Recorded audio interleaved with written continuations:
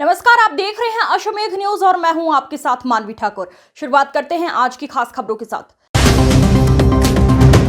इंदौर के विजयनगर थाना क्षेत्र में एक महिला से मकान किराए पर लेने के बहाने से घर में घुसकर मसाज कर महिला को बेहोश कर लूटने के मामले में पुलिस ने खुलासा कर दिया है। पुलिस ने इस मामले में मसाज करने वाली युवती और उसे मौके से फरार करने वाले साथी को भी गिरफ्तार कर लिया है। दरअसल इंदौर के विजयनगर थाने के कृष्ण बाग इलाके में रहने वाली एक महिला ने घर में घुसकर बेहोश कर सोने की टॉप्स और मंगलसूत्र लूटने की शिकायत दर्ज करवाई थी। पीड़िता ने बताया था कि एक युवती उसके घर में किराए का कमरा लेने पहुंची। जब उसने कमरा खाली नहीं होने की बात कही तो उसने पीने के लिए पानी मांगा और बताया कि वो मसाज पार्लर में काम करती है, जहां उसने पीड़िता को फ्री में मसाज करने का लालच दिया और महिला उसके झांसे में आ गई। इस दौरान उसने मसाज के साथ कोई नशीला पदार्थ मिलाया जिससे महिला बेहोश हो गई। इसके बाद उसने महिला के सोने के टॉप्स और मंगलसूत्र चुरा लिया।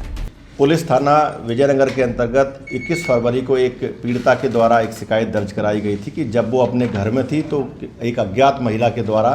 उसके घर में एक इंक्वायरी की गई कि वो एक कमरा किराए से चाहती है। कमरा किराए से देने की बातचीत के दौरान उसने घर से पानी भी पिया। साथ में उसने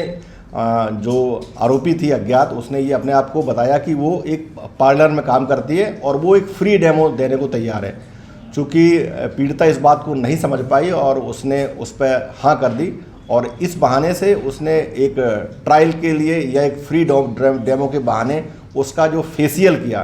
फेशियल में जो भी क्रीम थी, क्रीम के साथ में जो आरोपी थी जो मतलब इसकी घटना की, उसने बहुत ही चतुराई के साथ में उसमें एक आयोडेक्स की जो भी लिक्विड या कुछ और भी कुछ उसमें हो सकता है जिससे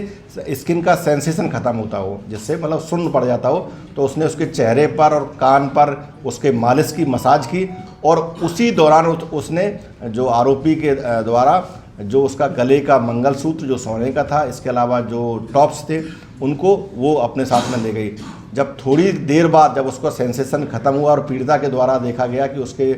शरीर से जो सोने का टॉप्स और जो उसका मंगलसूत्र सोने का है वो गायब है, उसकी सूचना पुलिस के थाना विजयनगर पर दी गई और पुलिस थाना विजयनगर ने उसमें एक धारा 103 और 307 BNS का अपराध पंजीबद्ध किया है। चूँकि घटना ये पहले प्रकार की थी, इसलिए विजयनगर थाने के द्वारा उसमें एक टीम गठित की गई और इस घटना को गंभीरतापूर्वक लिया गया। काफ़ी इसमें CCTV फुटेज और अन्य इंटेलिजेंस जब इसमें कलेक्ट किया गया तो इसमें 2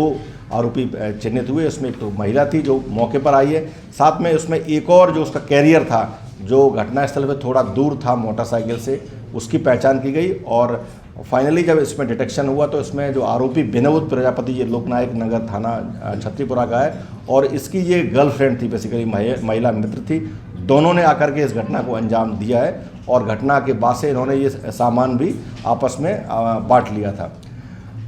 महत्वपूर्ण पहलू इसमें ये कि इस पूरी घटना का न केवल पर्दाफाश किया गया बल्कि इसमें इंदौर पुलिस की ओर से मैं सभी नागरिकों से ये भी अपील करूंगा या एडवाइजरी मैं आप लोगों को एडवाइज करना चाहूँगा